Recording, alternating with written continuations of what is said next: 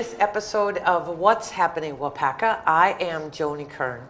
Today we are talking with Zach Priboski from Advanced Physical Therapy and Sports Medicine. Welcome to the show, Zach. It's good to have you. Thanks, Jody. Thanks for inviting me on. I appreciate the opportunity. You bet. We were talking a little bit before we started this about pain and about what you specialize in. So first, why don't you tell us a little bit about yourself and what you do? Sure. I'm a physical therapist, last 12 years, trained in orthopedic physical therapy. I work for Advanced Physical Therapy here in Waupaca. I have a current clinical interest in the area of particularly chronic pain. Okay, so what do you define chronic pain for me?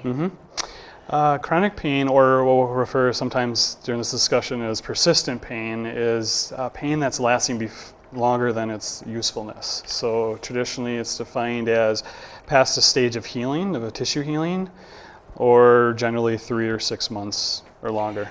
Okay, and I have to interject here because most of us, at the first sign of pain, whether it's a headache or a strained muscle or whatever, we go straight for Tylenol or aspirin or whatever we go for. And you are kind of alluding that there is such thing as useful pain. That's correct. And so you need to talk to me about that and tell me what kind of pain I get that's useful. All right. Have you ever rolled your ankle? Yes. Would you have wanted to know about that rolled ankle? Probably. So that you could search out treatment, whether it be your own independent choices or that through the help of a healthcare provider to allow the tissue to heal, correct? Right. All right. Right. So there's useful pain. Okay, so, and I'm going to put this in terms of a dog that we had. Our Gracie, years ago, would jump off. She was little enough that when she jumped off the bed, sometimes she would land wrong and she would have back pain. Huh. And the vet and I kind of went back and forth on whether or not to give her aspirin. Because part of me said, I certainly don't want to see her in pain. But if she doesn't hurt, she's not going to take it easy on the back and she could do further injury. Is that kind of the way useful pain works? To a degree. Useful pain is a normal, healthy human experience. But the caveat to that is that it's temporary. It's meant to direct you to your attention, whether that is a tissue injury or not, and get the treatment you would need, and then eventually go on to a stage where you resolve and you're no longer experiencing that pain. Okay, so I have fallen off one of my horses, and I've given myself a week or whatever to try to get myself back together and try to heal. And I'm not healing, and now I'm still in pain. That would be a good time to come to you? That would be correct, and we can start exploring what the other layers are. So as a metaphor, we like to use an onion. You know, you cut through an onion and it's got all those different layers on it, you know, and that contributes to its overall shape and size. Okay. Well, pain is just like that. There's many layers that contribute to a pain experience besides just the tissues. We've got our cultural experiences, we've got our social interactions with one another, and we've got our own attitudes and beliefs that would develop over time, context and the environment that we're in. These all contribute as layers to a pain experience. And in fact, in the case of persistent pain, it's seen in modern pain science that's understood that it's these other layers that start to begin to dominate the pain experience and drive it to become a persistent state. Okay, so let's talk specifically. I understand what you're saying, but let's get some specifics in there. All right.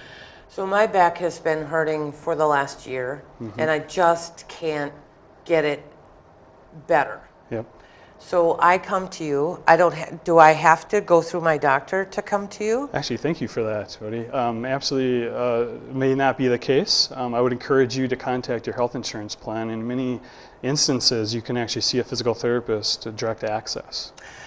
You know what? I don't think many of us know that, so that's good information. Thank you. It is. So I come to see you, and I say, I fell off my horse a year ago, and I just can't get my back to where it should be feeling. Right. So now let's talk about the onion layers of pain. you're obviously going to look at my back and you're going to try to determine what's wrong. But what kind of layers of that pain are you looking at? Great question. So I also specialize, part of my specialty area is what's called therapeutic pain science. And so as a therapeutic pain specialist, I'm trained in evaluating those different layers and the way and the degree in which that they impact in your pain experience. We explore those different layers.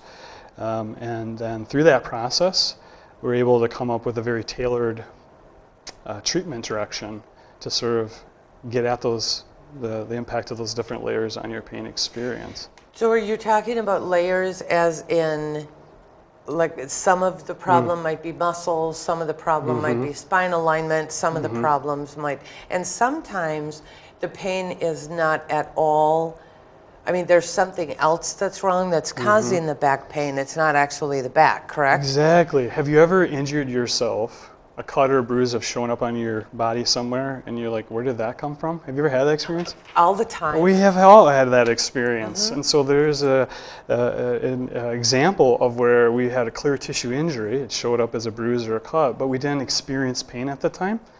And that is where those other layers, those things that feed into how this impulse that's coming from your tissue is then processed. And the output was determined at the time under the circumstances and the scenarios at the time. It was made, there was a judgment made by your system that said, I don't need to hurt, I don't need to protect you.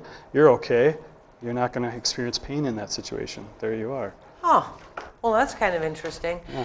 So I come in and I see you, and you determine what is causing the pain, and you determine what needs to be done, and you do a tailored plan. That's correct. To try to get my body back in balance. That's right. Correct? That's a good word. I like that balance. Yep. Trying to get back to a static balance. Yep. Okay. So you then, I hope, teach me what I can do at home that's going to help Absolutely. the pain as well. I think this approach is very much empowering you, the patient. It's a partnership with me, your physical therapist, and we partner together and we work together as a team to drive health and balance back into your system.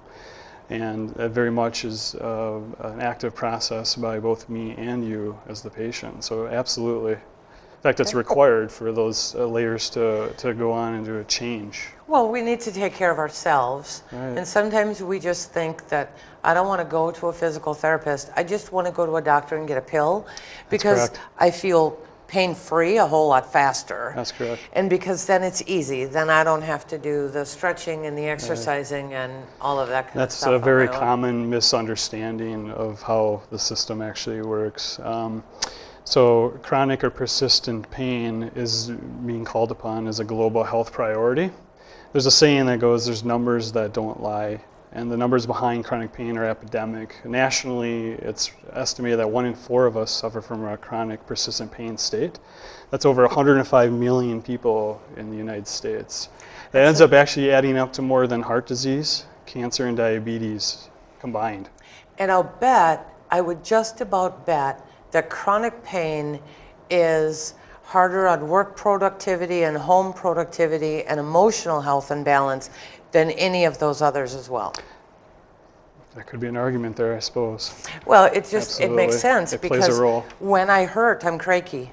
Right? And when I hurt, I don't get as much done. I mean, it just kind of follows through. You know what's really, really cool is that modern pain science in the last 10 to 20 years has greatly expanded its understanding of pain, greatly in part to good technologies like brain scans that have been able to demonstrate that we actually have different areas of our central nervous system that activate in a pain experience.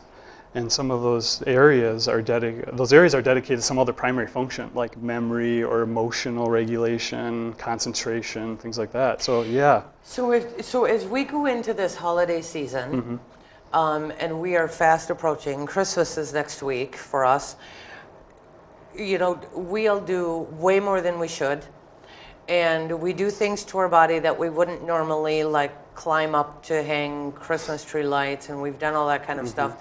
And we hurt. And if we already hurt, then we really need to put it on our schedule to try to take care of ourselves as we go into the new year, because it would alleviate a lot of the stress in our life. Agreed? Stress can be a driver behind the pain experience as well. Absolutely. Yep. Sure. And I wouldn't be too worried about like overdoing it. It's partly your expectations when you go into some type of activity that also play a role in it too. So it's how comfortable you feel, and you can have a control over potential pain experiences by, again, attitudes and beliefs. Sounds good. Yeah. Zach, thank you so much for your Yeah. information. I think Yeah. it's important that we Yeah. really make sure that we're taking care of our whole body and not just ignoring pain, saying Yeah. everybody feels it. So Can I sign off with one thing I like to share with my patients? Absolutely. So there's a little phrase I like to use with my patients, and I always like to end with a hopeful message if I could. So I like to tell my patients to rat out your pain. I like them to consider recognizing how the pain experience is impacting their thoughts and movement decisions. Acknowledge that they have within them the power to change and take control back through their actions and decisions, and to tame their pain by applying the learned knowledge that you've gained in working with me and the positive action steps, despite the pain trying to tell you to act and move differently than that, which may initially seem counterintuitive, but over time, with a lot of hard work, you can change the rules of the pain experience so that the pain experience doesn't rule you. And it's all about, again, being proactive in taking care of ourselves. Absolutely. So we can rat out the pain. Absolutely. Perfect. Zach, thanks so much for being you. on the show. Thank you. And yeah, enjoy helping people Yeah. feel better. What a great thing to be able to say at the end of the day. I look forward to partnering with you, and you contact me at Advanced Physical Therapy at 942-2553. Sounds good. Thanks for joining us for this episode of What's Happening Waupaca. We'll see you next time.